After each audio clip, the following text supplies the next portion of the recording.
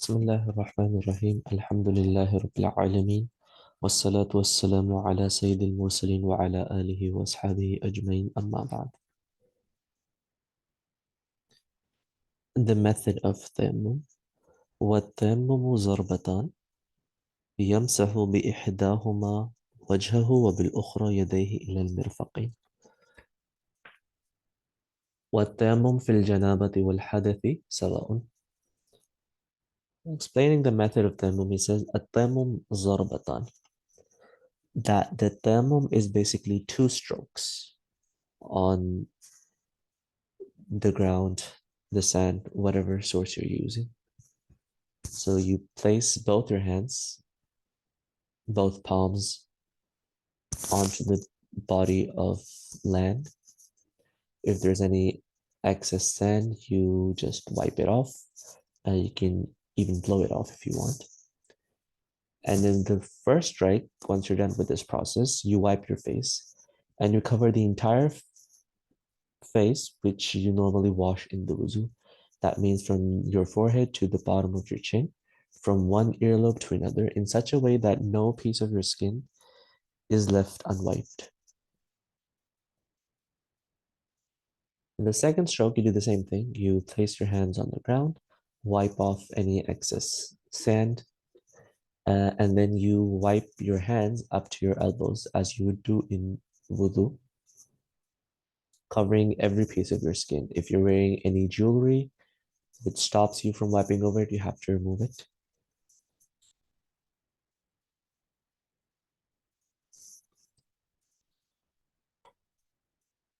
And all of this is because the Prophet Islam, he told Ammar ibn Yasir, تَكْفِيكَ ضَرْبَةٌ لِلْوَجْهِ وَضَرْبَةٌ لِلذِّرَاعَيْنِ. That a stroke for the face and a stroke for both the hands, that suffices. Now, obviously, there are other components to wudu, including mas ala ras wa ghaslu rijlain, so wiping of the head and washing of the feet. But you don't have to substitute for these two actions in tayammum. Again, simply because we're not using our own personal logic, because we've already established that tayammum is a substitute for wuzu. Now, if we were talking about it logically, then if it's a substitute, then it should substitute everything. So there should be something to substitute wiping over the head, and there should be something to substitute washing the feet. But because our deen is based on naql, it's based on what the Prophet ﷺ tells us, or what Allah subhanahu wa ta'ala tells us. And he's saying to Ammar ibn Yasir, تكفيك ضربتان ضربة للوجه وضربة للذراعين. The two strokes are enough, one for the face and one for your hands. And so that's why we suffice on two.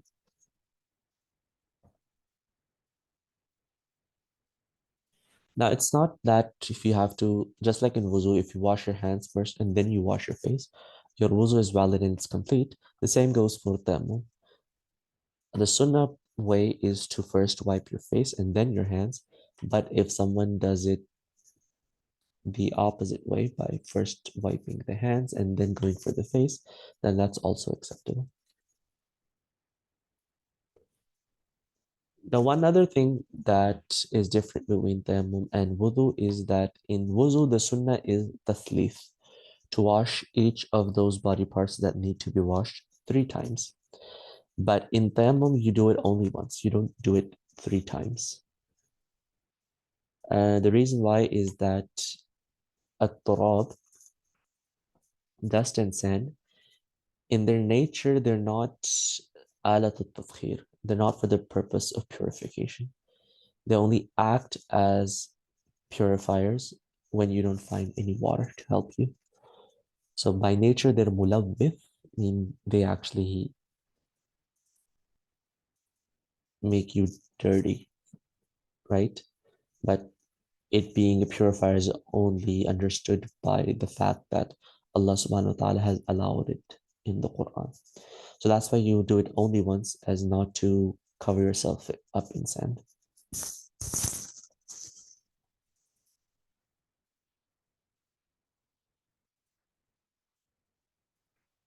Amongst the sunan of tayammum is to They're almost the same as the sunnah of wuzu.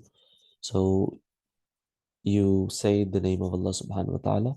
You can say the exact same dua. Bismillah walhamdulillah ala din al-Islam. And hopefully, as long as you're in a state of tahara, the malaika will keep recording ajr in your books.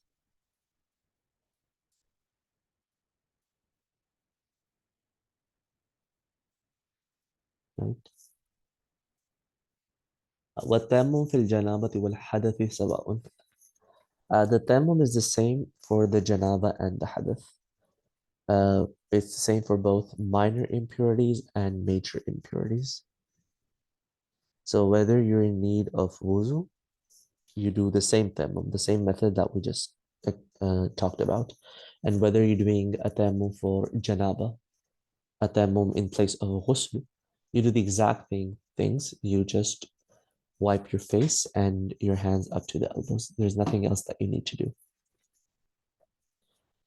So what happened in one of the travels, two companions were faced with the same situation. They were faced with the fact that they both came in a state of major impurity. So one of them, now remember at this time, there was only the hukum of tayammum about wuzu. It wasn't specified what should be the hukum for ghusl because that case had never come into play until now. So one of the Sahaba, he just basically did the tayammum, normal tayammum that we do. The other making his own analogy, saying that in ghusl you wash your entire body. So he basically rolled around in the sand. Then both of them came and told their situation to the Prophet ﷺ.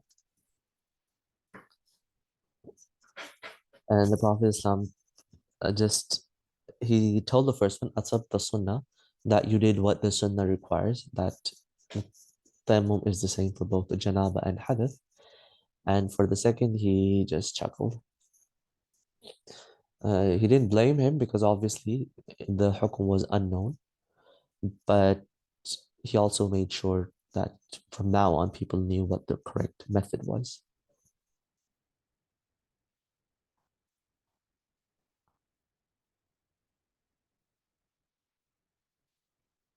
Another question on what are the things that a person can use to perform tayammum. ويجوز التيمم عند أبي حنيفة ومحمد رحمهم الله بكل ما كان من جنس الأرض.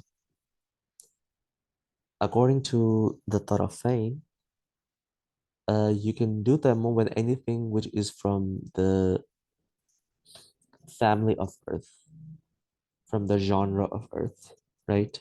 And what do you mean by jinsul arz or the genre of earth? That's everything. إذا طبع لا ينتبع ولا يلي. If you cook it, if you heat it up, it doesn't become soft, it doesn't mold. وَإِذَا أُحْرِقَ لَا يَصِيرُ نَارًا. And if you burn it, it doesn't turn into ash. So anything which has these two properties is considered from being from jinsul arz. Now, obviously, when we say when you cook it, it doesn't soften, we mean at normal human temperatures, because at a molten level, everything melts. So anything from this will be considered from the jinsul arz. And then he gives some examples, كالتراب والرمل, like soil and sand, والحجر والجس, gypsum and lime, والنورة والكحل, كحل and arsenic, والزرنيخ. This is also kind of rock, but I'm not sure what it's called in English. وقال أبو يوسف رحمه الله لا يجوز إلا بالتراب والرمل خاصة. And according to Imam Abu Yusuf rahimahullah, you can only do tayammum with soil and sand in particular. This is the case when soil and sand are available. But if soil and sand are not available, even Imam Abu Yusuf suggests that you can use anything from the Jinsul Ars.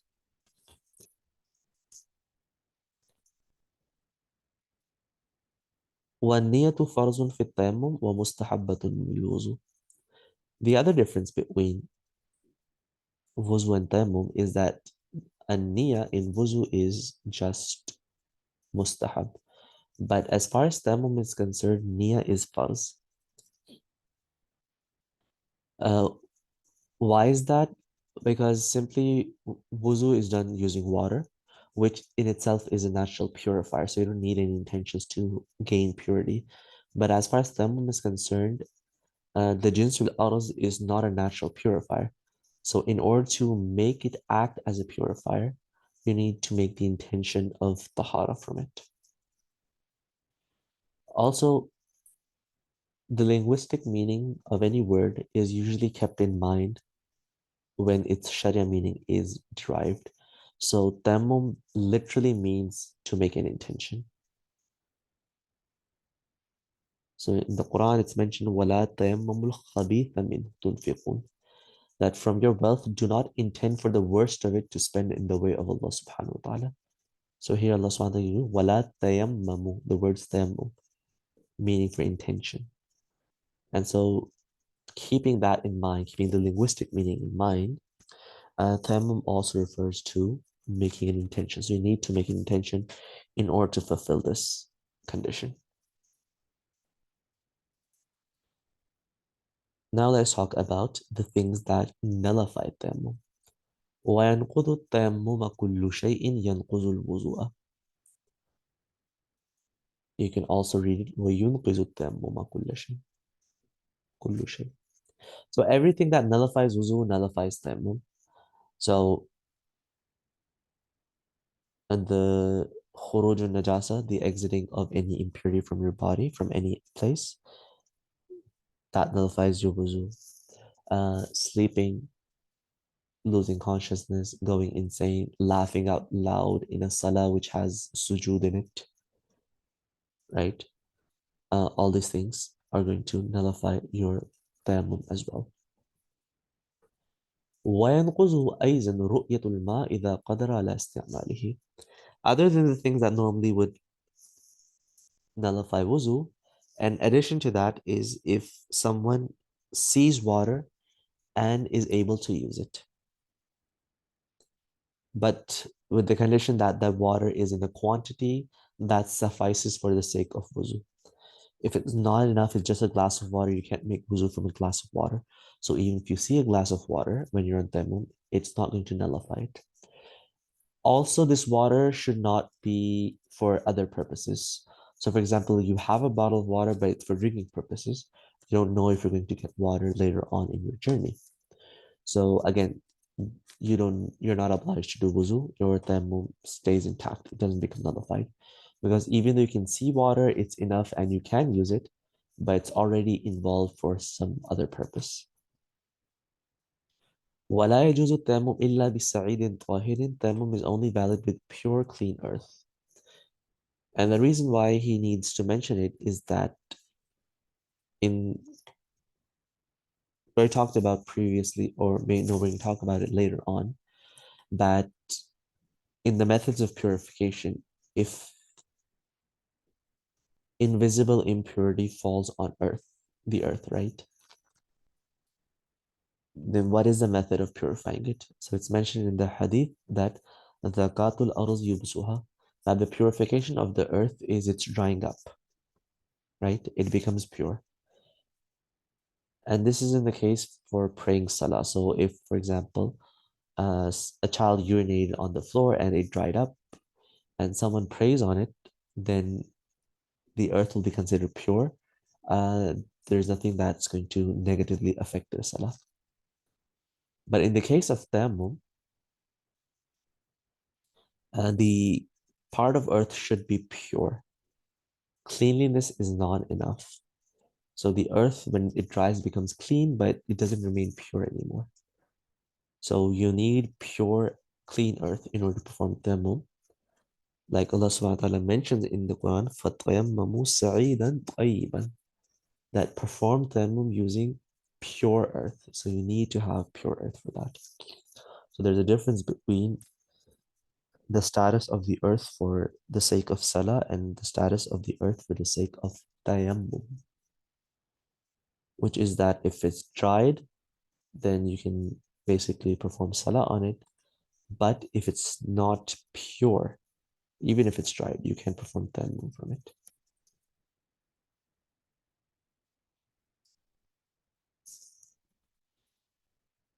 Now let's talk about when do you need to search for water before you perform tayammum.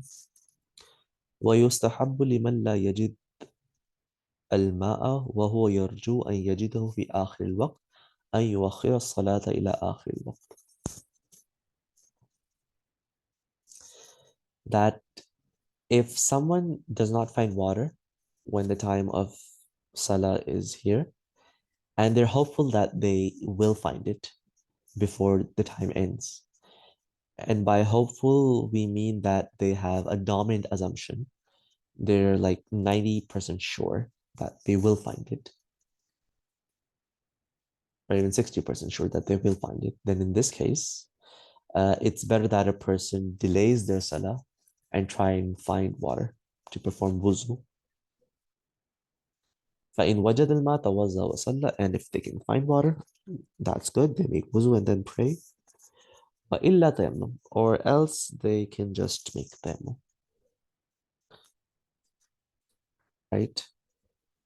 And it only says mustahab, which means that if the time enters, and even though you have this assumption that you will find it, but you choose not to delay your salah, and you pray your salah, and then within time you find water later on, you don't have to repeat anything. Because at the moment salah became first, and at the moment you choose to perform salah, the thing that was obligatory on you was to attain tahara through tayammum, because you had no access to water.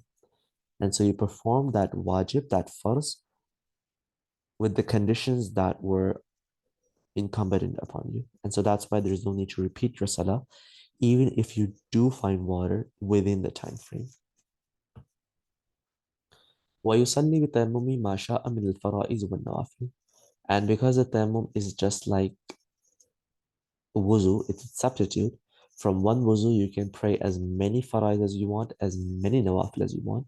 So with a single tayammum, you can pray as many faraid as you want and as many nawafil as you want until your tayammum is nullified for whatever reason. And he's mentioning this over here is because according to Imam Shafi'i rahimahullah, you have to make a new tayammum for each farz. So if you made a tayammum for Zuhr at the time of Asr, you're going to have to make a new tayammum. For Maghrib, you'll have to make a new tayammum. And Imam Malik goes on a bit further saying that for each farz and nafil, you make a new tayammum. So for Zuhr farz, you made a new tayammum. If you want to pray the Sunnah of Zuhr, make another tayammum. Same goes for Asr and Maghrib and Isha and so on. Now, normally, because we're following a specific mazhab, we do what the mazhab says. But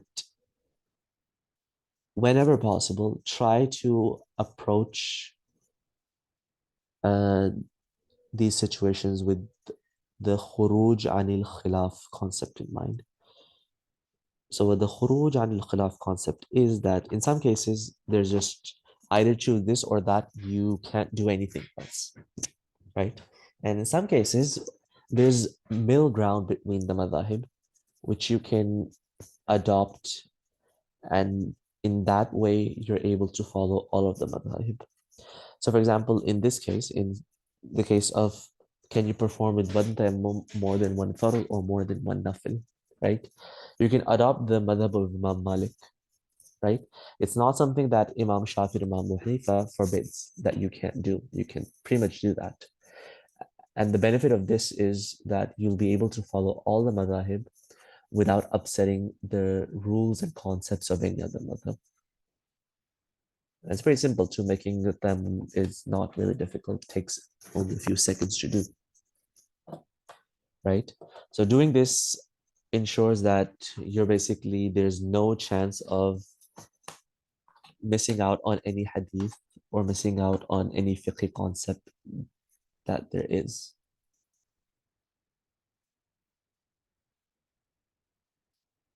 right? So this is the concept of khuruj anil khilaf. So basically, that's what you do when you don't find water at the time that the time of Salah comes upon you.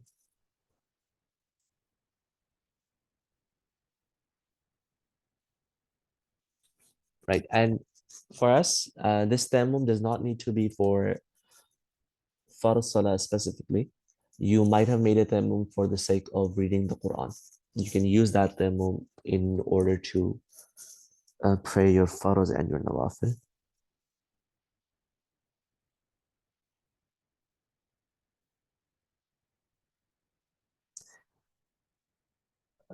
Scratch that.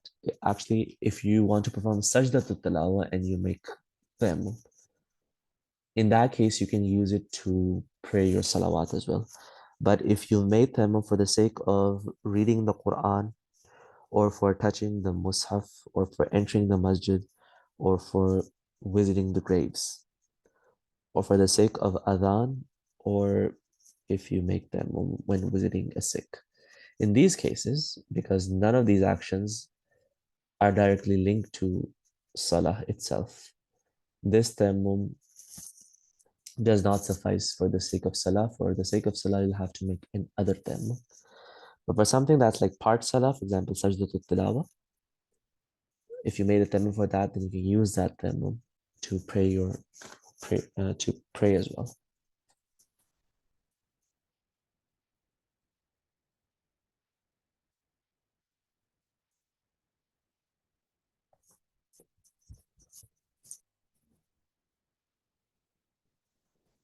We talked about that tayammum is permissible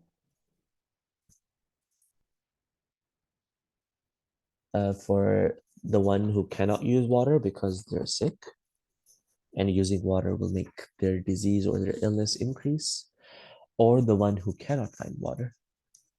There are two exceptions to this case, in which a person who is not sick and who has water available can also make tayammum.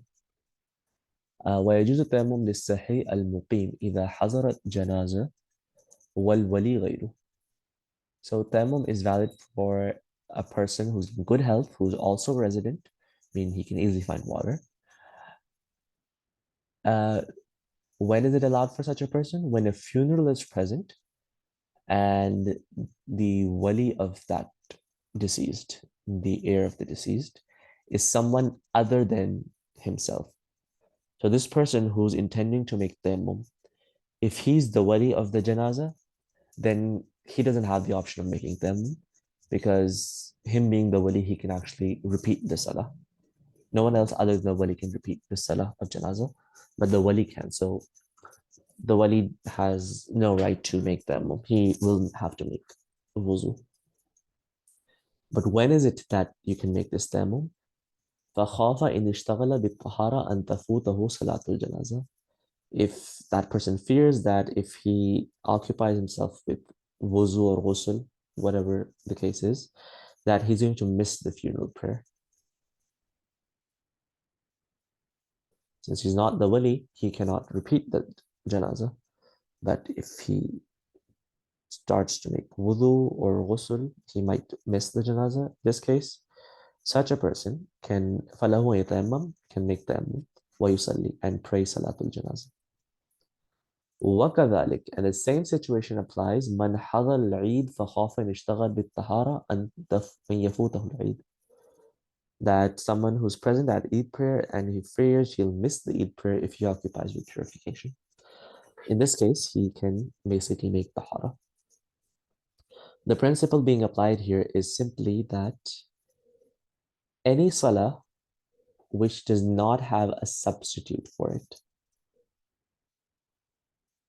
any salah which does not have a substitute, if you fear that you're going to miss it, if you occupy yourself with tahara, wuzu or ghusl, then tayammum is allowed. And these are the only two cases in which it actually happens. Now, Imam Quduri gives examples of when this rule does not apply. فإن خاف من شهد الجمعة إن اشتغل للطهارة أن تفوته الجمعة توضأ. If someone is present at Jumu'ah and fears if they occupy with purification, then they're going to miss Jumu'ah. They still have to make wuzu. They are not allowed to do Tayammum. فإن أدرك الجمعة صلاها, and if they catch Jumu'ah, then they pray Jumu'ah. وإلا, and if they're unable to catch Jumu'ah, occupying with Tahara actually made them miss Jumu'ah, no problem. صلى الظهر أربعا, they're going to pray Zuhr 4 units. If they're resident and if they're traveling 2 units, right? Why? Because for Jumu'ah, there's a substitute that is Zuhr. If you can't perform Jumu'ah, you perform Zuhr. So there's a substitute. وكذلك, and similarly, إذا ضاق الوقت وخشي إن توزع فاته الوقت. If the time becomes really tight and one fears that if they involved in making tahara, the time is going to lapse.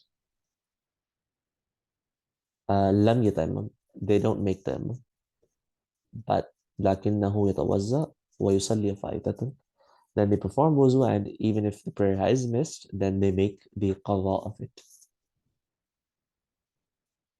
Right? So in both the cases, both in Jumu'ah and both when the time of a certain salah becomes really tight and you might miss the time, they both have a substitute. For Jumu'ah, it's Zuhr, and for the Ada prayer, or for the prayer of that time, there is the qaza for that prayer. These two things weren't available in Salatul Janazah when the wali is other than you, and neither for Salatul Eid.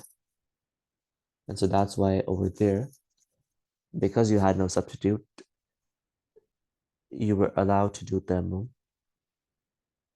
But in these two cases, you're not allowed to do Tayammum because there are substitutes you can cover the loss with.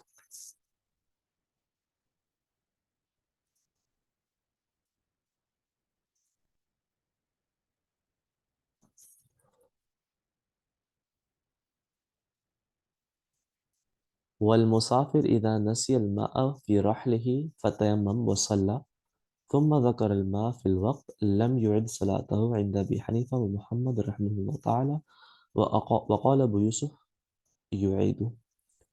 So if a traveler forgets that they had water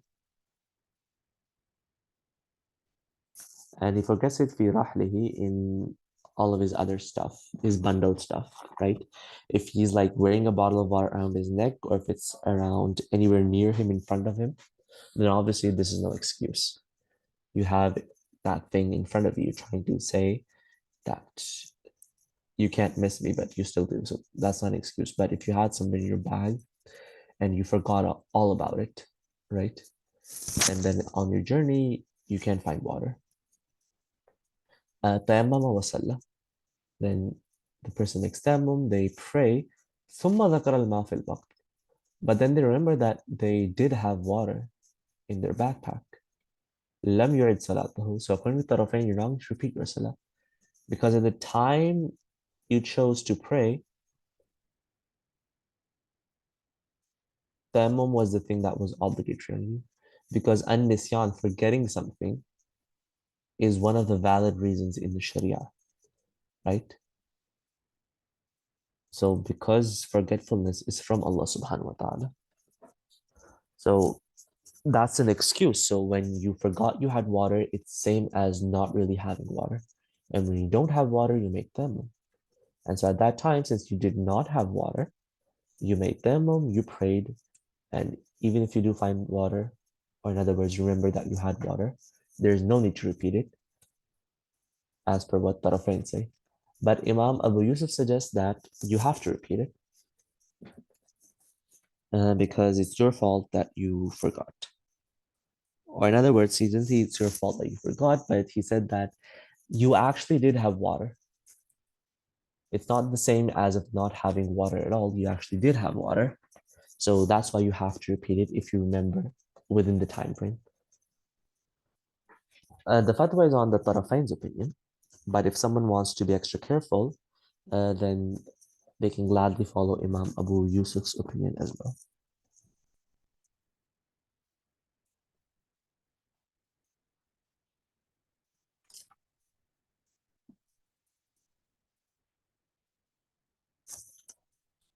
Right. وليس على المتيمم إذا لم يغلب على ظني أن بقربه ماء أن يطلب الماء. So it's not necessary for someone who's performing tayammum, who wants to perform tayammum, to search for water if he's not inclined to believe that there is water nearby, right? So it's not necessary that you do search for water. But إن غلب على ظني أنه لا ماء لم يجوز أن يتيمم حتى يطلب. But if he's inclined to believe that there's water nearby, for whatever reason, maybe he saw someone coming from that direction carrying a bucket of water, or maybe he has some geographical insights which suggest that there should be water nearby. So whatever is the reason that he's inclined to believe that there is water nearby, then he has to first search for it. He can't perform tayammum. But if he has no inclination of believing such a thing, then the Sharia does not task him with extra effort. So just make tayammum and pray.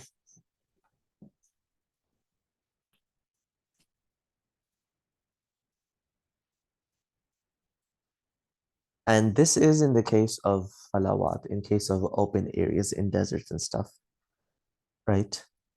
Because it's possible that there isn't water. But as far as cities are concerned or towns are concerned where people live, in that case, yajibu talab. So even if you're not inclined to believe that there might not be water nearby, you're still obliged to find it. Because in this case, your inclination is not very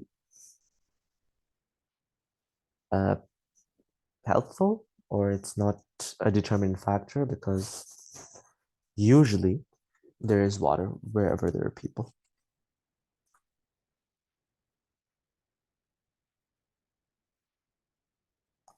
And the question is, if someone's inclined, so how long do they have to search for water? Or what's the distance that should be? So one meal in all directions. So the point where you're standing, a mile in front, a mile in back, a mile to the right, and a mile to the left. And some say that just 1 mile in all directions. So divide mile by 4 and then search for it in all 4 directions.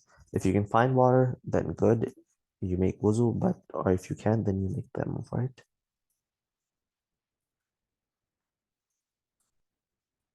Now let's say you don't have water, but some person traveling with you does have water. What are you supposed to do in that case?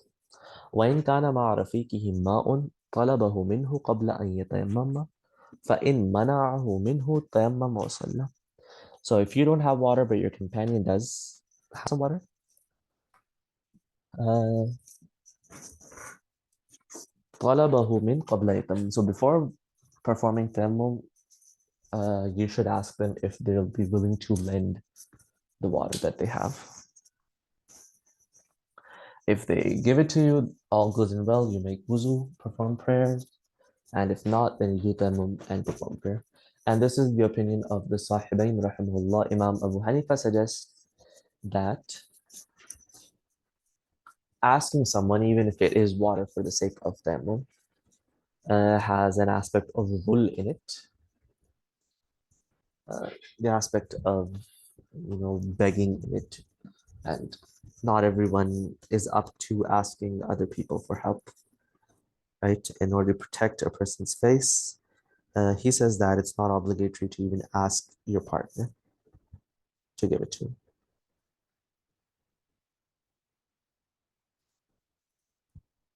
And the Sahibin say, but if you're inclined to believe that he's not going to give you, then in that case, asking your companion is not wajib. But if you're inclined to believe he will give you, then in this case, it becomes wajib that you do ask first. Similarly, if you're in a place where water is available, but you have to pay for it,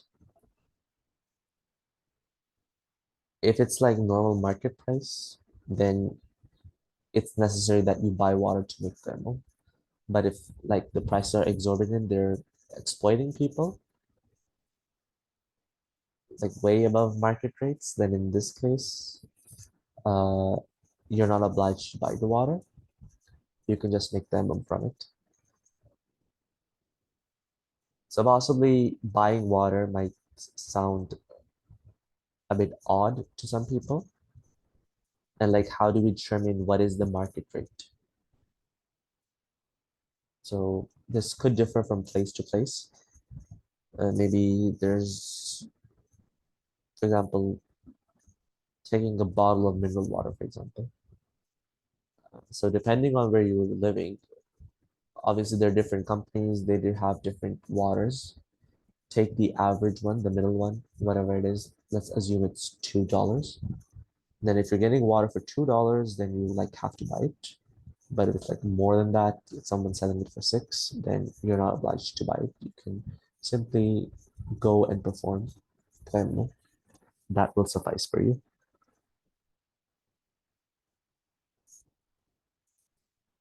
Now that we come to the end of Tayammum. Tayammum was the substitute for the entire purification process, like for the entire wuzu or for the entire ghusl.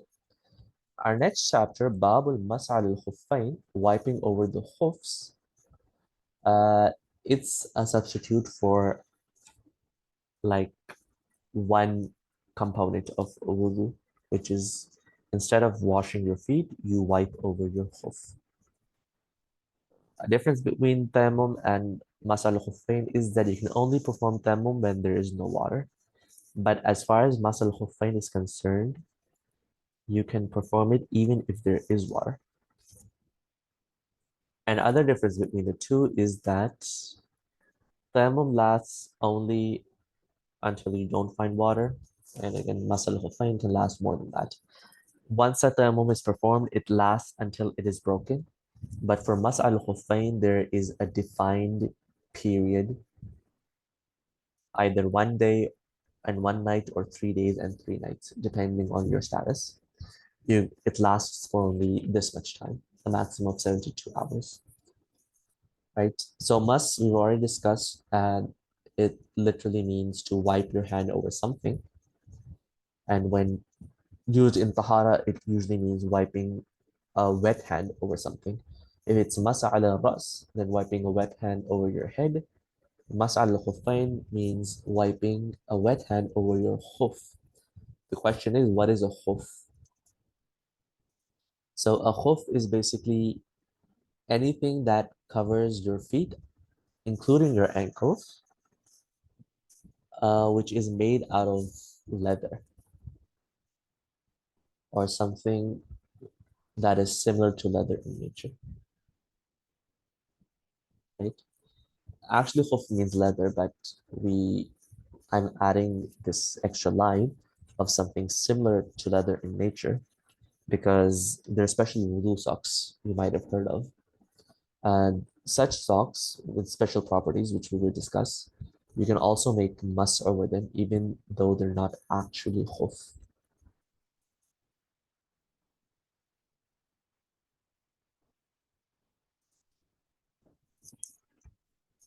So what is the ruling for mas al khuffain? المس على الخفين جائز بالسنة من كل حدث موجب للوضوء. Wiping over khufs is valid by sunnah, and more than 70 Sahaba have actually mentioned the Prophet Islam wiping over the khuf. Amongst them, like Abu Bakr, Umar, Abu Huraira, Khadija, Aisha, Abadallah Thalasa Razullahu anhum. Right. So it's such that Imam Abu Hanifa says that amongst the sign of the Ahlul Sunnah wal Jama'ah is that they perform the Mas'al al Khuffayn. And he also says that I fear that the one who does not believe that Mas al Khuffain is Sunnah is an innovator, is a mubtadi'. And some Aima went as far as to suggest that someone who does not believe in the Sunniyah of Mas al Khuffain might even commit kufr. They fear that. So you can understand how accepted this concept is in Islam, the mas'al al-khuffain. So it's valid by sunnah and it's used for every ritual impurity that necessitates wuzu. That's the third difference between mas'al al-khuffain and tayammum. Tayammum can be used for both wuzu and ghusl purposes, but mas'al al-khuffain can only be used for wuzu purposes. So كل حدث موجب للوضوء, every impurity that necessitates wuzu. إذا لبس الخفين على طهارة ثم أحدث. But when can you wipe over them? If one actually puts on their khuffain in a state of purity, and then afterwards they become ritually impure, which means if you wear your khuffain in a state of impurity, you cannot wipe over them. You have to remove them and wash your feet. Similarly, if you don't wear both of them, you just wear only one of them, and then you are faced with a ritual impurity. You have to remove the other one, wash both your feet again, and then wear them. So the words are khuffain, both of the khuf, right? فَإِنْ كَانَ مُقِيمًا مَسَى يَوْمًا وَلَيْلَةً. If he's a resident, then he has a time frame of 24 hours. وَإِنْ كَانَ مُسَافِرًا مَسَحَ ثَلَاثَةَ أَيَّامٍ وَلَيَالِيهَا.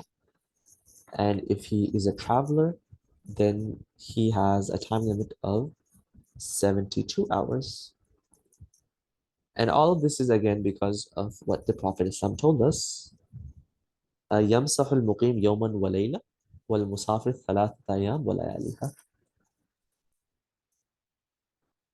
That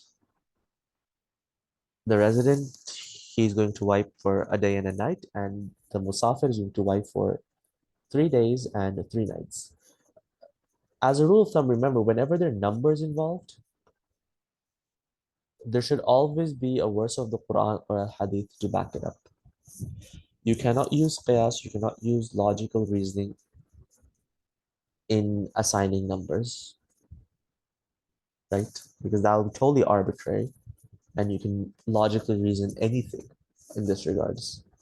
So whenever there are maqadir involved, numbers involved in anything, in any form, then there should be some hadith on its back, including our case over here, that the time limit for this is being suggested exclusively from the hadith. There is no qiyas involved in it. But the question is, when does the time actually start? Does it start when you wear your socks? Or does it start for some other time? وَابْتَدَاؤُهَا عَقِيبَ الْحَدَثِ. And the commencement of the wiping, or the commencement of your 24 or 72 hours, it follows when you are faced with a ritual impurity, a minor ritual impurity. So if you made wuzu and put on your khufs at dhuhr, but then you actually need to make wuzu again, or your wuzu breaks at Isha. So from Isha, your time is going to start. So 24 hours or 72 hours will start from Isha.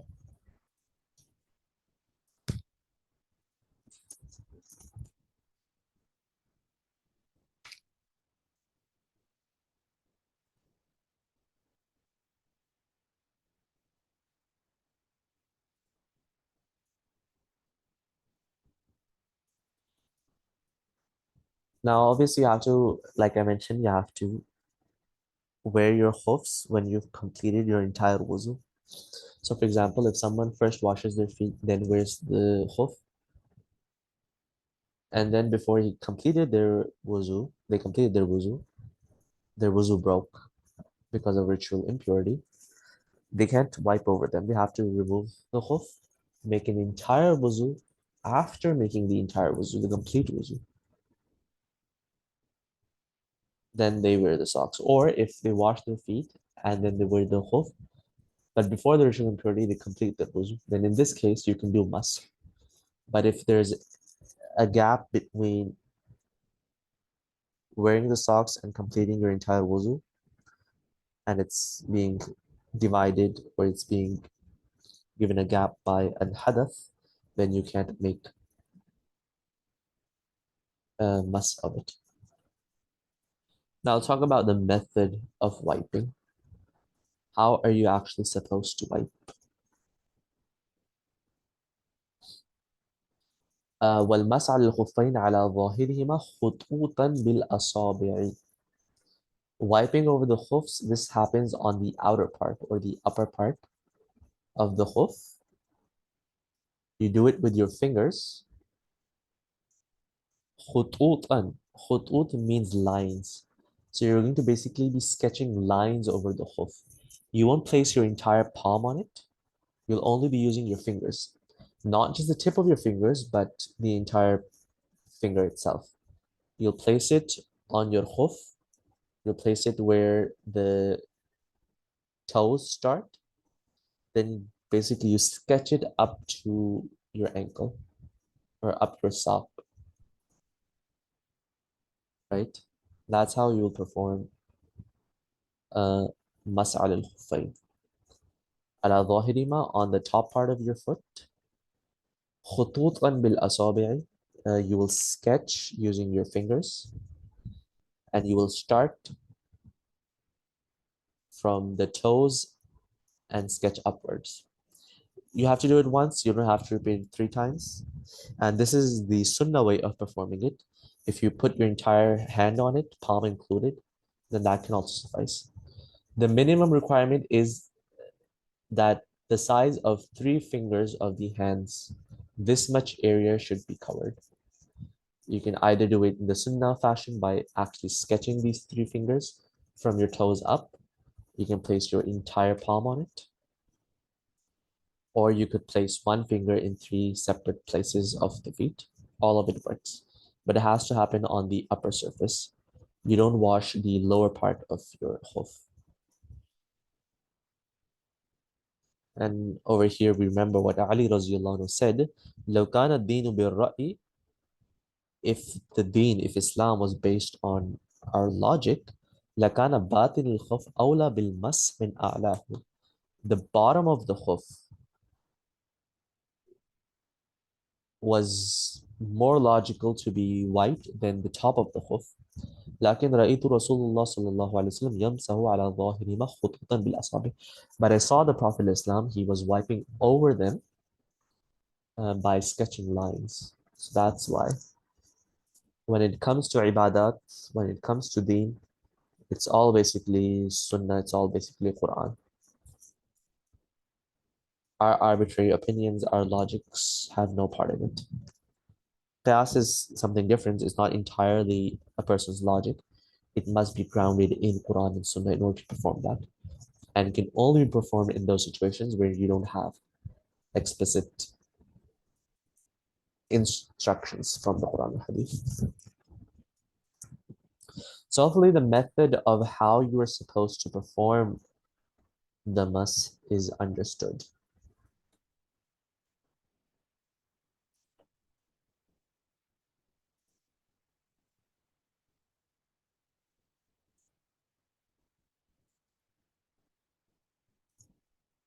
وفرض ذلك مقدار 3 أصابع من أصابع اليد. And the farz amount is 3 fingers from the fingers of your hand. So basically your index, middle, and ring finger. ولا يجوز المس على خف فيه خرق كثير يتبين منه قدر 3 أصابع الرجل. If your khuf is ripped up, if it has holes in it, and how large is that hole?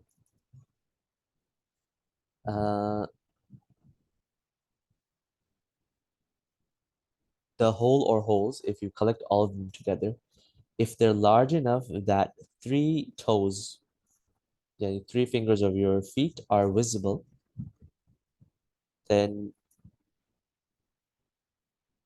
this is a kind of khuf on which you cannot perform mas over. You can wipe over such a khuf,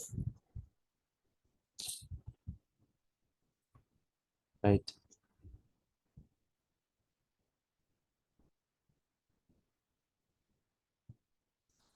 So each khuf, like each leather sock, if there are multiple holes in it or just one, each of them will be treated separately. So if they have as so many khuruk, so many tears in them that three toes are visible, then on such a khuf, mas cannot be performed. And by three toes, we mean the size of the smallest toe, the little finger of the feet, right? So imagine if it's like 2, 3 centimeters, that will mean like 6 centimeters. If the tear in the khuf is 6 centimeters or more, then you can perform mas on such a piece of sock. وإن كان أقل من ذلك, but if it's less than that, less than three toes, then it's permissible. ولا يجوز المسح على الخفين لمن وجب عليه الغسل. Wiping over khufs is not permitted for someone for whom ghusl is obligatory. You have to remove your khuf and make the entire ghusl. Not talking about things that nullify mas. وينقض المس ما ينقض الوضوء. Everything that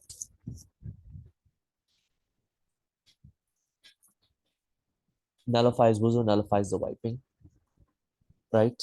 So when you make a new wuzu, you make and you have to wipe it newly. وينقض ويزن, and the other thing that is going to nullify wiping, نزع الخف ومضي المدة. Two things. Either one removes their khuf, that also nullifies the wipe, or the time expires.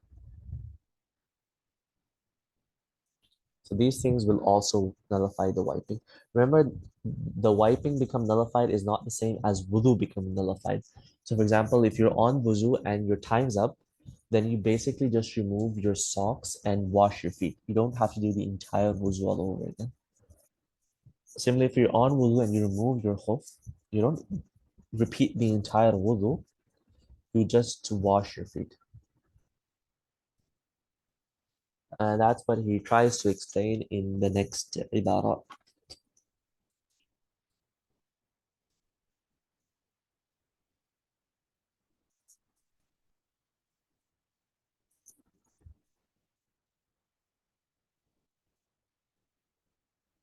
فإذا فإذا مضت المدة نزع خفيه وغسل رجليه وصلى. When the period of wiping lapses, he removes both of his hoofs, washes his feet, and then prays. وليس عليه إعادة بقية الوضوء. There's no need to perform the entire wuzu again. That is if you were in a state of wuzu. If you weren't in a state of wuzu, then obviously you have to make wuzu, right?